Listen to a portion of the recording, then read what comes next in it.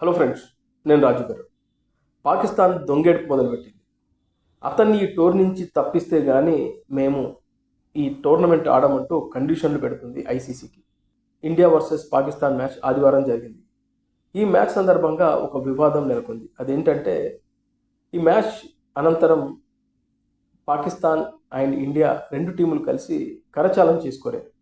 ఇది టీమ్ స్పిరిట్లో ఒక భాగం అన్నమాట. కావాలని ఇండియా పాకిస్తాన్తో షేక్ హ్యాండ్స్ ఇవ్వకుండా వెళ్ళిపోయారు. అయితే ఇది ఇప్పుడు పాకిస్తాన్కు ఒక ఘోర అవమానంగా ఉంది. ఆ రోజున మ్యాచ్లో వన్ సైడ్గా పాకిస్తాన్ను తుక్కురెగొట్టిన ఇండియా ఇక సూర్యకుమార్ యాదవ్ సిక్సర్ కొట్టేసి మ్యాచ్ ఫినిష్ చేశాడు.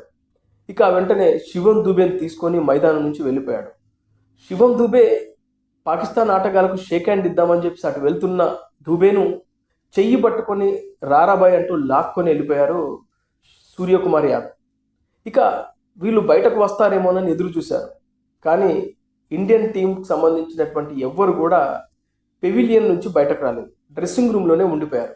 ఇక చాలాసేపు గ్రౌండ్లోనే వెయిట్ చేసినటువంటి పాకిస్తాన్ టీం అండ్ వాళ్ళ స్టాఫ్ అంతా గ్రౌండ్ నుంచి డ్రెస్సింగ్ రూమ్కి వెళ్ళిపోయారు.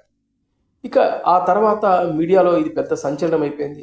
కోట్లాది మంది చూస్తుండగా పాకిస్తాన్ టీమును భారత్ బహిరంగంగా ఘోరంగా అవమానించారనేది మనసులో పెట్టుకొని ఇప్పుడు దొంగ ఏడుపు ఏడుస్తున్నారు. అందుకే ఆ రోజున ఈ ఇండియా వర్సెస్ పాకిస్తాన్ మ్యాచ్కి రెఫరీగా వ్యవహరించినటువంటి ఆండ్రీ ప్రైకాట్ను తొలగించాలి, అతన్ని తొలగిస్తేనే మేము ఈ టోర్నీలో మిగతా మ్యాచ్లు ఆడతాం, లేదంటే మేము బాయ్కాట్ చేస్తామంటూ పాకిస్తాన్ ఐసీసీకి ఒక ఫిర్యాదు కూడా చేసింది ఇండియన్ టీం మీద.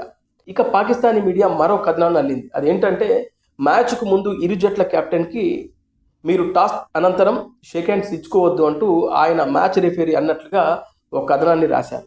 వాస్తవానికి మ్యాచ్ రిఫరీ కూడా ఏమంటున్నాడంటే, నేను ఎవరికి ఏం చెప్పలేదు, నాకు మ్యాచ్ అనంతరం సూర్యకుమార్ యాదవ్ శుభం దూబేని తీసుకొని అలా వెళ్ళిపోతాడని నేను కూడా అనుకోలేదు, ఇది టీమిండియా వాళ్ళు అనుకొని చేసింది, అనవసరంగా నా మీద రుద్దుతున్నారంటూ మ్యాచ్ రెఫరీ కూడా ప్రెస్ మీట్ పెట్టి మరీ చెప్తున్నాడు. ఇలా పాకిస్తానీ మీడియా కూడా అసత్య ప్రచారాలు చేస్తూ ఉంది మ్యాచ్ రెఫరీ మీద.